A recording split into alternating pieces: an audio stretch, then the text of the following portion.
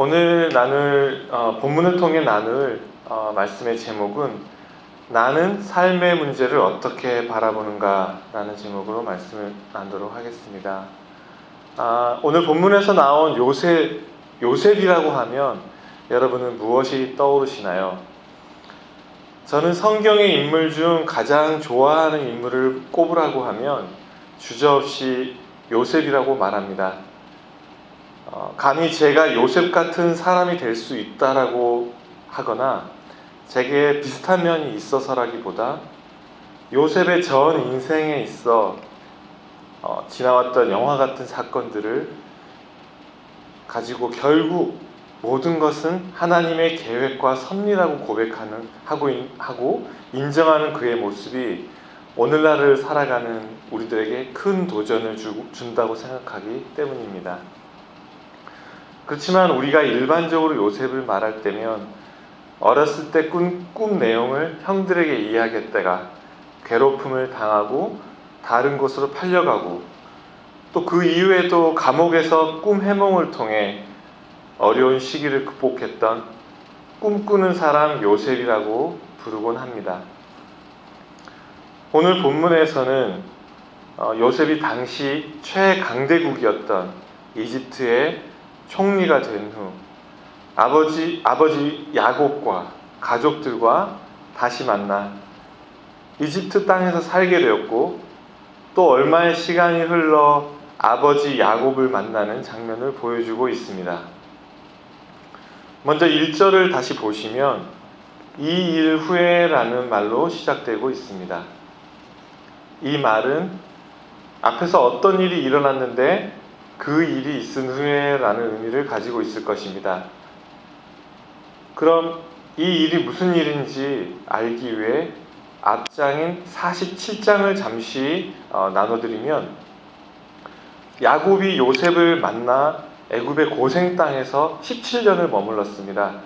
그리고 나서 147세가 되었고 하나님이 그에게 약속하신 시간이 되었을 때 야곱이 애굽을 떠나게 될 텐데 자신을 하나님이 아브라함 때부터 약속하셨던 가나안 땅에 묻어달라고 그 아들에게 부탁한 사건이 있었습니다.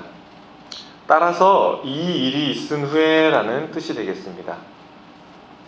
그리고 나서 또 시간이 흘러서 본문 1절과 2절에서 요셉은 아버지 야곱이 아프다는 소식을 듣게 되었고 야곱은 아픈 아버지를 병문안을 가기 위해 두 아들을 데리고 가게 됩니다. 그리고 한 사람이 등장하는데 어떤 사람이라는 사람이 1절과 2절에서 등장합니다. 그 어떤 사람은 요셉에게 아버지가 아프다는 소식을 전해주고 야곱에게는 아들 요셉이 아버지께 병문안을 왔다는 소식을 전해줍니다.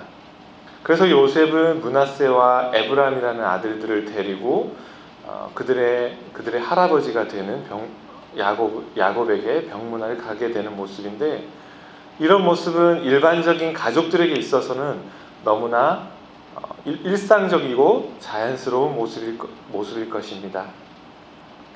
하지만 이 사건이 하나님의 언약을 성취해 가시는 데 있어 굉장히 중요한 사건이었다는 것을 오늘 말씀을 통해 우리는 다시 보게 될 것입니다. 4절을 보시면 야곱은 자신의 생이 얼마 남지 않은 상황에서 병문안을 온 아들 요셉과 그의 손자들을 바라보며 하나님이 자신을 만나주시며 하셨던 약속을 상기하고 있습니다.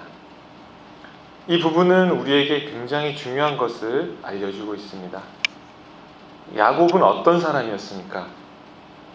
태어날 때부터 형의 뒷다리를 잡고 태어나 야곱이라는 이름을 갖게 되었고 또 젊었을 때 자신이 하고 싶은 일을 이루기 위해 무슨 일인지 했고 개인의 욕심과 세상적 가치관에 따라 움직였습니다.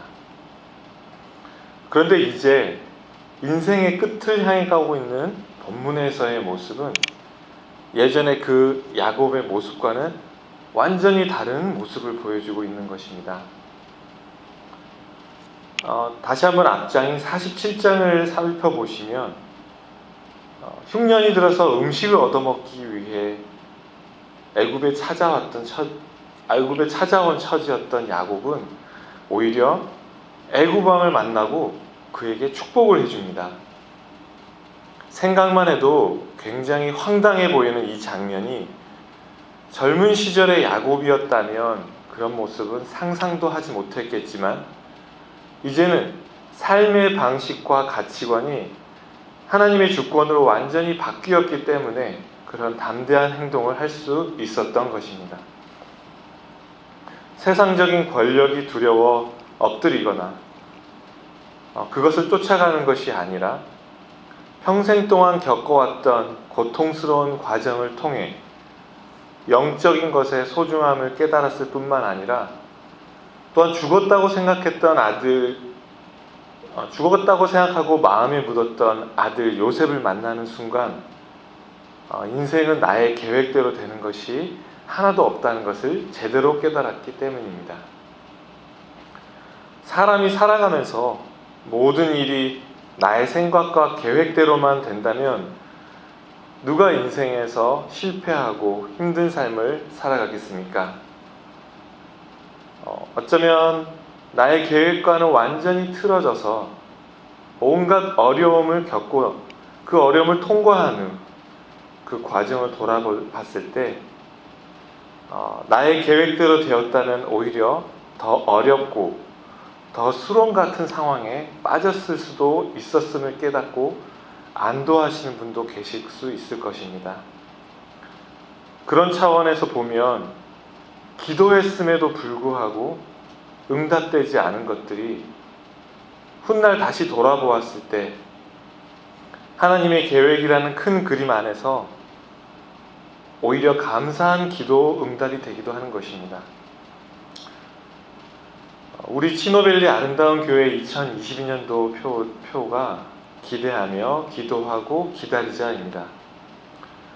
물론 내가 바라고 원하는 것들을 기대하며 기도할 수 있습니다. 하지만 그 기도 제목이 단순히 내가 원하는 것인지 하나님이 원하시는가의 기준으로 바라봤을 때 기도에 대한 응답이 어떤 방식으로 어떤 모습으로 오더라도 모든 것은 하나님이 하셨다고 고백하며 감사하실 수 있을 것입니다.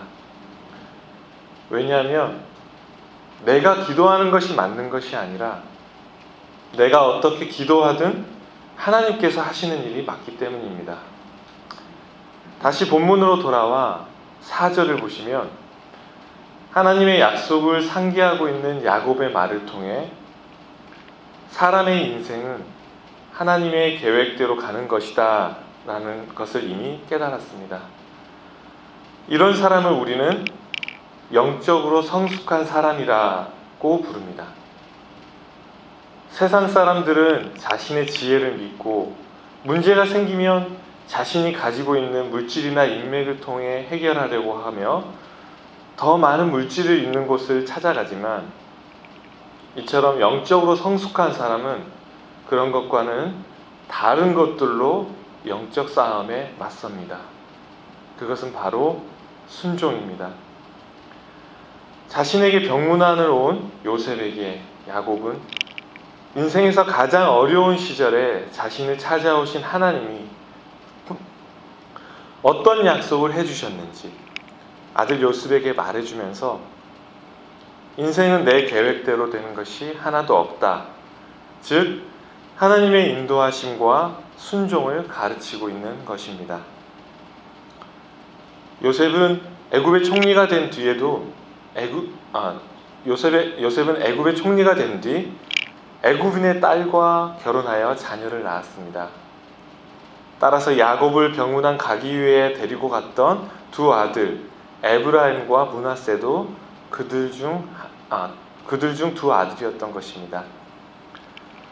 그런데 그들 이름의 뜻을 보면 에브라임은 잊혀지다, 그리고 므낫세는 열매들이라는 의미입니다. 이 아들들의 이름을 들어보시면 요셉이 살아왔던 삶은 잊어버리고 싶을 만큼 힘들었고 또 지금의 그의 모습은 하나님이 그에게 얼마나 많은 열매로 축복을 해주셨는지 짐작할 수 있게 하는 부분이기도 합니다. 그렇지만 애굽이라는 강대국 왕의 오른팔로서 엄청난 권세를 누리고 커다란 업적을 이룬 요셉은 이 두 아들을 바라보며 큰 고민이 있었습니다. 왜냐하면 이방 땅에서 얻은 아들들이기 때문에 순수 유대 혈통은 아니지만 요셉의 자녀들이 조상들의 언약의 혈통에 들어가 하나님의 백성으로서 인정받기를 원했기 때문입니다. 그래서 요셉은 살아갈 날이 얼마 남지 않은 아버지 야곱에게 자신들의 아들을 데리고 온 것입니다. 한국인이라는 정체성을 가지고 미국이라는 땅에 살아가는 우리들의 모습과 고민도 마찬가지일 것 같습니다. 여기서 태어난 자녀들이든 한국에서 태어나 미국에서 살아가야 할 자녀들이든 한국인의 정체성은 잊지 않고 하나님의 백성으로 바르게 살아가며 복을 누리기를 소망하는 우리의 부모의 마음과 똑같은 모습이라고 생각합니다. 그런데 5절 끝에서 야곱은 애굽에서 내가 낳은 두 아들은 내 것이다 라고 말을 합니다. 이렇게 요셉의 자녀들이 자신의 아버지의 정식 자손으로서 선포됨으로써 자녀들이 하나님의 언약의 백성으로 들어가 살기를 소망했던 요셉의 고민이 드디어 해결된 것입니다. 이 원리는 이 세상을 살아가는 우리에게도 큰 의미가 있을 것입니다. 세상 속에서 살아가기 때문에 우리의 의식과 생활이 세상의 물질과 가치관이 될 때가 많지만 가치관의 기준이 될 때가 많지만 우리는 끝까지 무엇을 추구하며 살아야 하는지를 계속해서 물어가며 살아가야 할 것입니다. 본문은 아니지만 8절에서 다소 의아한 표현이 보입니다. 요셉은 자신의 아들들을 데리고 아버지 요셉에게 병문안을 갔고 야곱과 요셉은 이미 그들에 대한 이야기를 나눴는데도 불구하고 8절 끝부분에 보시면 야곱이 이들은 누구냐라고 다시 묻는 부분이 있습니다. 여기에는 두 가지 해석이 있는데 요셉의 육신의 눈이 이미 어두워졌기 때문에 잘 볼 수 없어서 물었을 것이라는 것이고, 하나는 당시 족장들이 후손들을 위해 공식적인 축복을 할 때 하는 절차인 문답식이라는 것입니다. 우리는 두 가지 해석을 모두 포함하여 이 본문을 이해하면 좋겠습니다. 또 본문은 아니지만 9절에서는 요셉이 이 아들들을 하나님이 주신 아들들이라고 고백합니다. 요셉의 인생을 돌아볼 때 총리의 자리까지 오기까지 뭐 하나 제대로 풀리는 것도 없이 억울하고 괴롭고 힘든 삶을 살아왔지만 이방 땅에서 얻은 자신의 아들들을 하나님이 주신 아들들이라고 이제는 떳떳하게 고백하고 있는 것입니다. 잘 아시겠지만 비슷한 요셉의 고백이 다른 곳에서도 등장합니다. 저는 아직까지도 이 부분을 읽을 때마다 소름이 끼칠 정도로 은혜를 받는 부분이기도 합니다. 창세기 45장 5절에 흉년이 들어 애굽에 먹을 것을 구하러 왔던 형들 앞에서 애굽의 총리가 되었던 요셉은 자신을 밝히면서 이렇게 말했습니다. 하나님이 생명을 구원하시려고 나를 당신들보다 먼저 보내셨나이다. 자신을 죽이려고 시기하며 죽이려고 했고 팔아넘겨버렸던 형들에게 지금까지 모든 일들을 하나님이 하셨다라고 그 억울한 일들을 하나님의 주권과 인도하심의 시각으로 고백하고 있는 부분입니다. 우리는 이미 요셉이 끝에 가서는 성공했다는 것을 이미 알고 있기 때문에 또 이 글을 읽고 있기 때문에 뭐 그렇게 고백할 수도 있겠지라고 단순하게 생각할 수 있지만, 당사자인 요셉은 실제로 어려움을 겪을 때마다 얼마나 고통스러웠을지, 그리고 그런 기억들을 뒤로하고 하나님의 주권으로 고백하는 것은 정말 쉬운 일이 아니었을 것입니다. 그러한 과정들을 지나간 후 이렇게 고백하는 요셉의 모습을 통해 우리는 하나님을 향한 요셉의 중심을 볼 수 있습니다. 일반적으로 사람들은 자신의 삶은 스스로 계획하고 노력하여 꿈을 이루어야 한다라고 어린 시절부터 학교에서도 많이 듣고, 그렇게 배우다 보니 자연스럽게 자신의 노력이 세상적인 원리가 되고 우리의 삶을 지배하게 되곤 합니다. 하지만 세상을 창조하시고 경영하시는 하나님 아버지를 믿는 우리는 삶의 주권이 하나님께 달려있음을 잊지 말아야 하겠습니다. 아직도 우리의 일상을 비롯한 전 세계는 코로나 바이러스로 어려운 시기를 지나가고 있습니다. 그러다 보니 각자 개인의 삶과 가정, 그리고 직장과 사업장, 특별히 우리 교회까지 모든 것이 힘들게 짓누르고 있는 것 같지만, 하나님의 주권을 인정하고 주어진 상황에 기도로 최선을 다하며 마지막에 하나님께 하셨음을 고백하는 우리 모두가 되시기를 소망합니다. 끝으로, 나의 노력으로 무엇을 하려고 한다는 것은 내게 닥쳐온 모든 문제를 내가 해결하는 것이 됩니다. 하지만 이처럼 문제를 해결하는 사람이 되기보다 모든 것의 주권을 하나님께 맡기며 문제를 해결받는 사람이 되시기를 축복합니다. 기도하시겠습니다.